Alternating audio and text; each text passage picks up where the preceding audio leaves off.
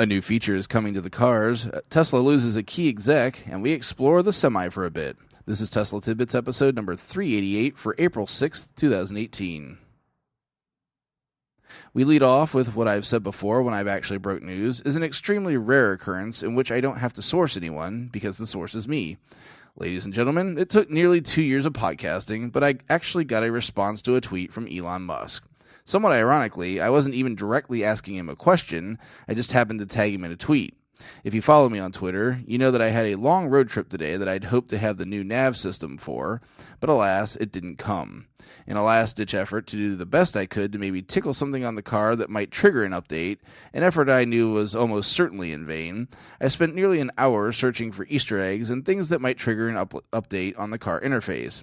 Disappointed with no result, I tweeted the same to Twitter saying, quote, "So I spent the last hour in EV poking around trying to find any more Tesla Easter eggs after Elon Musk's earlier tweet, as well as desperately, and likely futilely, trying to request a firmware update to get the new nav. Unsuccessful on both fronts," end quote.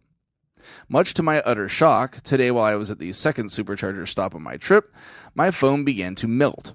Elon responded to my almost throwaway tweet saying, quote, "We will add a feature to allow requests of the latest software version," end quote. A long requested feature by many, my lonely little tweet somehow found Elon at the right time to either move him to do something, or at least announce something that was already in the works. Either way, I'm stoked to actually have received an Elon reply, and in the process, bring a feature to the cars that I know many besides me have been wishing for. For any listening tonight, as a result of seeing that reply, welcome aboard. We're happy to have you along for the ride. Moving over to some slightly more serious matters, we check out Electrek to find out that Tesla has lost a key executive.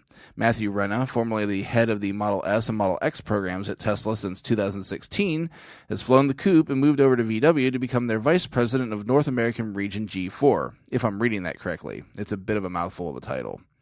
His new role will have him overseeing VW's modular electrification toolkit, which is the foundation their new ID electric vehicles will be built on. Heinrich J. Wilbekin, CEO of the VW North American region, was quoted on the hire saying, quote, "Matt brings an outstanding combination of financial acumen, engineering depth, and product program management, all within the electric vehicle space.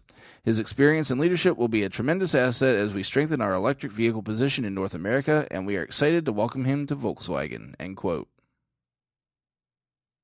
Lastly, our friend Tesla8 on Twitter asked a question sometime back that, admittedly, I don't really have a good answer for. So wild speculation it will be, as we have some fun looking at what the Tesla Semi could be capable of. Their question, using the Ask Tesla Tidbits hashtag, was, quote, "How many miles can the 1 megawatt-hour Tesla Semi drive without a trailer? And how many miles can it drive in 24 hours using the current superchargers and a 4-plug supercharger adapter 4x120 kilowatt?" End quote. So, first and foremost, and feel free to correct me if I'm wrong out there, but I don't think the 1 megawatt-hour pack is a confirmed spec, though one that I don't think is out of bounds to assume. Secondly, I don't think we know of any such adapter that exists either for the superchargers. But again, that potentially could basically be what the megacharger is when we finally get hard specs for that. So, to dig into this, we've got to do some math. Firstly, the range specs for the vehicle were given assuming a couple things.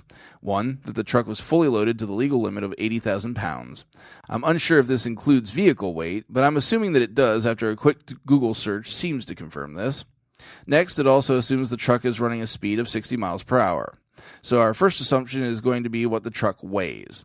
Given we know that Model S weighs just shy of 5,000 pounds with a 100 kilowatt-hour battery, we can attempt a stab at this. Now, we obviously can't just multiply by 10, as there's much more to that curb weight than the battery, and the battery, again another assumption, is made with a different chemistry as well, and I'm assuming using the 2170 cells. Given the average curb weight is about 35,000 pounds for a standard truck, let's assume for sake of argument here that the same can be said for the Tesla Semi, thanks to weight reductions and less required equipment and structural differences, and sort of knowing about what that battery pack on a normal car weighs.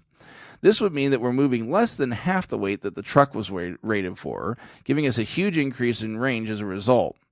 Now, I'm not naive enough to believe this would be a linear increase, so I'm going to say that on a single charge, the truck would likely be capable of 850 miles. Not too shabby. Now to charging this beast. We know that the lower the state of charge you're at, the quicker the vehicle will charge. I got plenty of first-hand experience with this today, having stopped at 6 superchargers in various states of charge. But let's assume optimal here. Let's assume the truck arrives with a 10% or less state of charge. Let's also make an assumption that the battery can handle all 4 power sources at once, delivering full power, which may be an erroneous assumption to make. This would give us an initial charge starting at a whopping 480 kilowatts. We know this works on a sliding scale as the vehicle nears full, so we couldn't just say this will take a little under 2 hours to a full charge and call it a day. At these specs, I'd wager a guess that from 10% to 90%, it would take a little over 2 hours, somewhere between 2 hours 15 minutes and 2 hours 30 minutes to get it done. For this reason, after working this out, I think that megachargers may actually deliver an even faster charge, as that would be a long pause for a truck to sit. With this in mind, we can arrive at our mileage. If we again assume that the truck is charging to 90% and discharging to 10%, that means we're using 80% of the pack. In a perfect world, that means we get 80% of the range available, which would put us at 680 miles per charge. To drive 680 miles at 60 miles per hour, that would put you on the road for about 11 hours straight, assuming a perfect average speed of 60 miles per hour, which is a highly unlikely occurrence, so let's concede an hour and make that 12 hours to drive the distance. Let's charitably assume an exact 2-hour charge to put it at 14 hours used. That leaves us with 10 of our 12 hours to continue on driving at 60 miles per hour, adding another 600 miles to our total. Totally discounting laws that force stops in the U.S., this would probably put us at a little over 1,200 miles in a single day of driving. That's my guess, and it may be way, way off base, but that's what we do in the absence of all the facts, right? Feel free to let me know what you think the total could be. You can check out the links to the full stories in the show description. While you're doing that, please consider supporting the show financially through Patreon at patreon.com/Tesla Tidbits. Thanks very much to our super patrons out there supporting the show at the $10 plus level.